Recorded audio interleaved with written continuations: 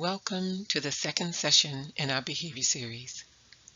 This recording is part of a collaboration among the South Carolina Department of Education's Office of Special Education Services, Disability Rights, South Carolina, Family Connection, South Carolina, ABLE, South Carolina, and the Family Resource Center for Disabilities and Special Needs. The logos of the collaborators are displayed at the bottom of every slide. The information in this session is meant for South Carolina residents. The title of this presentation is Meeting the Behavioral and Academic Needs of All Children, Part 2. There is a diverse array of decorative pictures of children with varying ages, ethnicities, and disabilities throughout the presentation. Thank you for joining us today. My name is Cheryl Fitz. I am the Community Engagement Associate in the South Carolina Department of Education Office of Special Education Services. Joining me today is Troy Hall, Director of Youth Transition Programs at ABLE, South Carolina.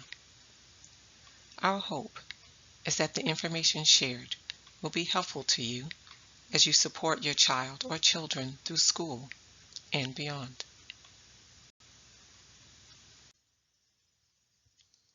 I want to start our session today with a little self-awareness exercise. Based on the emotion color wheel, where have you been the past few days? There is a color wheel to the right of this slide that organizes our emotions by colors. The color yellow represents how energized you may be. Are you confident, playful, proud, optimistic? Then you can consider yourself in the yellow or energized zone. Green represents renewal. Do you feel calm, loving, thoughtful, appreciated? Then you are in the green or renewed zone. On the other hand, you may be leaning more toward the negative side. Red on this wheel represents stress levels. Are you feeling worried, apprehensive, furious, or even insecure? Then you are in the red zone. In the blue or burnout zone, you may be feeling helpless, bored, sad, or even guilty. How have your emotions impacted your work? More importantly, how have they impacted your time with family? Just from this simple exercise, I hope that you can see the benefits of being self-aware when interacting with others or making responsible decisions.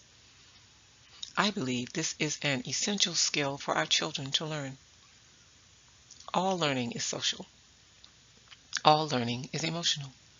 Students learn not just through content delivery, but through the interactions they have with teachers and peers.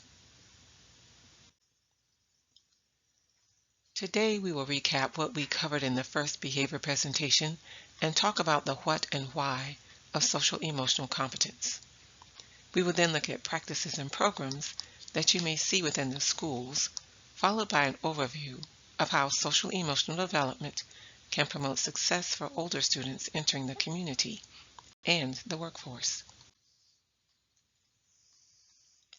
In order to lead happy and productive lives, it's critical that we understand ourselves and master a variety of other crucial skills, attitudes, and mindsets.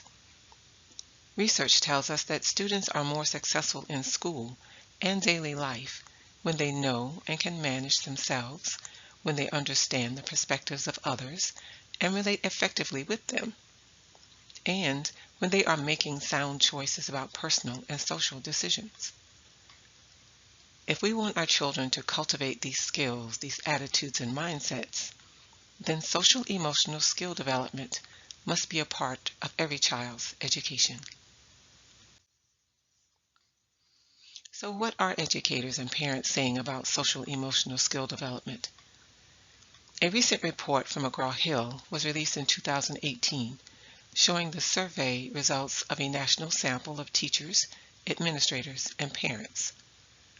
Overall, administrators, teachers, and parents agree learning social emotional skills is just as important as academic learning, with the most important positive long-term benefit being improved mental health and short-term benefit of positive attitudes about themselves and others.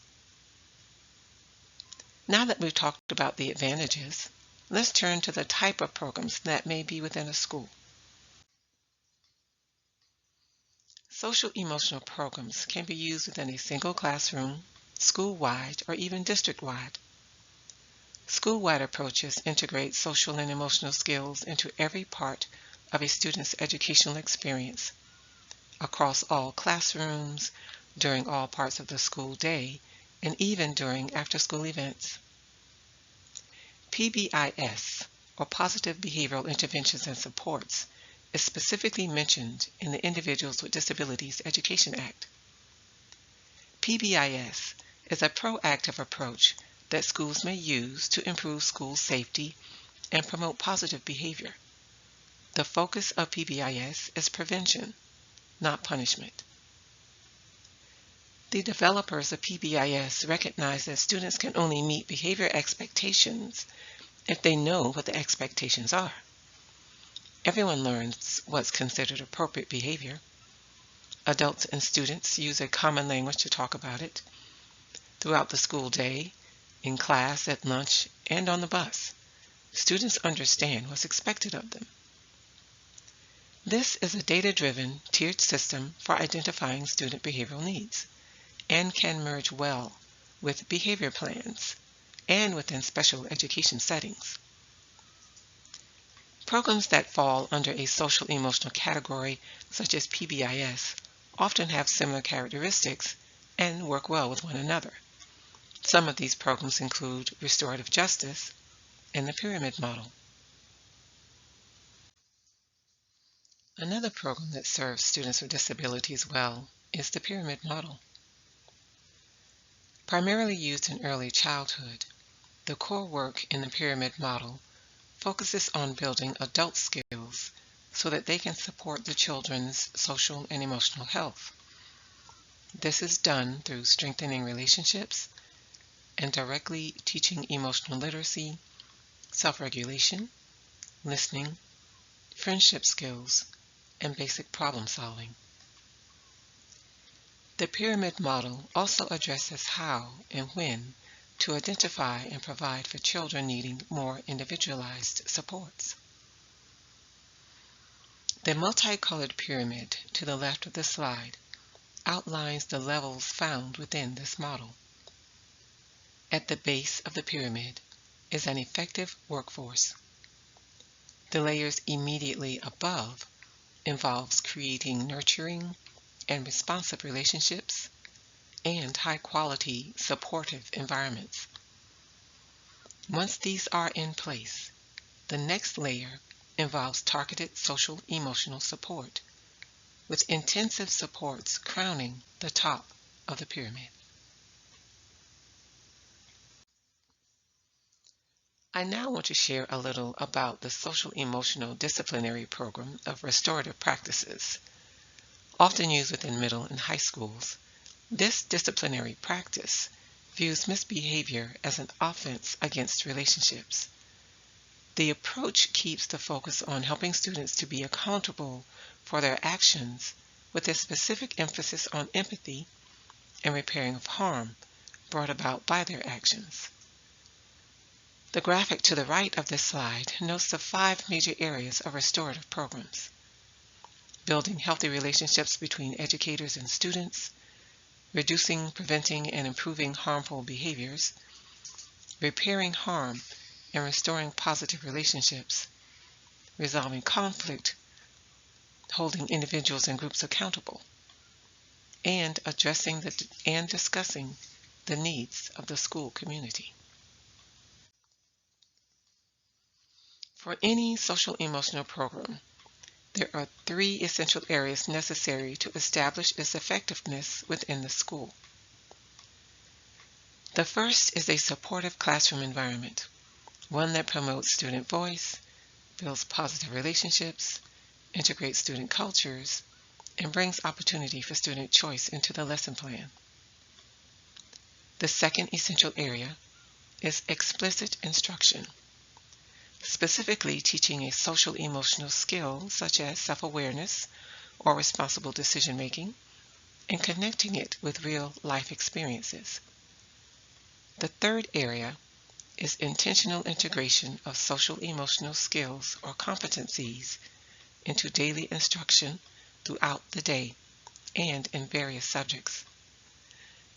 The success of the third component is heightened when common skill development goals are set across the school. I believe clearly taught social emotional skills will enable children with disabilities to achieve their goals in school and throughout life. My colleague Troy Hall will now share insight with you on how social emotional skills can help produce positive experiences for students with disabilities in high school and beyond. Continuing the second session in our behavior series, we will now discuss emotional, behavioral, and social regulation and life after school. There's an image of 3 white coworkers sitting around a laptop. One coworker is using a wheelchair. What do these skills do for you after school? We know that teachers consider skills related to regulating emotion and behavior as important, and we know students with disabilities can face additional barriers in learning these skills. But what do these skills actually do for students once they leave a school setting? Individuals, families, service providers, and research have all shown that these 4 key skills guide young adults to success, independence, and employment after high school: self-awareness, self-management, responsible decision-making, relationships, and social awareness. All of these skills are grounded in emotional, behavioral, and social regulation. Let's look at what these skills are and how they can contribute to a young adult's life after school. Self-awareness. Self-awareness is all about personal growth and development. Image of a black woman with a white shirt sitting in a wheelchair facing the camera. It's about understanding your strengths and interests and how your disability may affect your needs in different settings like work, school, and at home. Recognizing how your disability influences your needs is crucial. It helps you advocate for yourself, making sure that the places you go and the people around you support your success. Self-awareness also empowers you to set and work towards meaningful and personal goals. By identifying your passions and interests, you can focus on building the specific skills you need. This goes beyond academics and into employment and independent living. It also helps you engage in independent skill building. Knowing where you need support or more training and practice helps you find opportunities to improve these skills. This could look like signing up for resources, finding mentors, or joining training programs. Developing your skills helps you grow and gives you more independence. Knowing yourself ties into so many other broad life goals after high school. Self-management. Self-management is all about emotional well-being and navigating different settings. It's about using self-awareness to recognize our emotions and understand how they fit into contexts like work, school, home, and friendships. Developing self-management skills helps us understand and regulate our emotions, leading to more positive interactions. Recognizing what emotions are appropriate in different situations allows us to respond in healthy ways. It also involves taking care of our mental and emotional wellness. Recognizing our emotional state and knowing when to ask for support is important. We can reach out for resources, counseling, or other help to stay healthy. Learning and using coping skills and strategies is beneficial for everyone, especially youth with disabilities, where specific skills may be needed. Coping skills can range from relaxation exercises to problem-solving strategies. These tools help us manage stress, handle challenges, and overcome obstacles. Using self-awareness and self-management, we can understand our emotions and their impact, regulate them, and respond in appropriate ways. Responsible decision-making. Responsible decision-making, or thinking about consequences before acting, is also crucial for individuals with disabilities after high school. Image of a white man with glasses and an orange apron working at a coffee shop. There are many ways responsible decision-making can improve our lives. Understanding the value of money and making informed choices about spending and saving is essential for financial well-being. Prioritizing our physical, emotional, and mental health can be as simple as getting regular medical attention and starting healthy habits. Building healthy relationships by understanding boundaries, using effective communication, and making choices that nurture positive connections are crucial to developing a community. Responsible decision-making extends to independence as well. Making choices that promote personal growth and autonomy lets people lead fulfilling lives. Learning responsible decision-making leads to an overall improved sense of self. Relationships and social awareness. For individuals with disabilities, it's important to be aware of how their disability might affect them in social situations. Establishing healthy and appropriate relationships with family, friends, teachers, peers, coworkers, and significant others is important for everyone, but building positive connections requires effective communication, active listening, empathy, and respect. Recognizing unhealthy and abusive relationships is equally important. Being aware of signs of manipulation, control, or disrespect helps individuals protect themselves and make choices that foster healthy dynamics. Understanding different types of relationships is valuable too. Distinguishing between a sexual and intimate relationship, friendship, family, and other relationships helps give each relationship clarity and boundaries. Recognizing potentially harmful and negative situations and how to take necessary steps to remove yourself or seek help ensures your own well-being and safety. We see how social awareness empowers individuals with disabilities to engage confidently in social settings, navigate challenges, and foster positive relationships. Partnerships and the community. Learning doesn't stop when students leave the classroom. All social interactions serve as valuable learning experiences, and many formative experiences occur in informal learning environments, like homes, places of worship, and social outings. Family and community partnerships build bridges between a school and the world students experience outside of its walls. Collaborations between schools, families, community organizations, and businesses create a supportive and nurturing environment. They can provide resources, guidance, and programs that reinforce key competencies by working together. Recognizing that social and emotional learning extends beyond formal education is vital.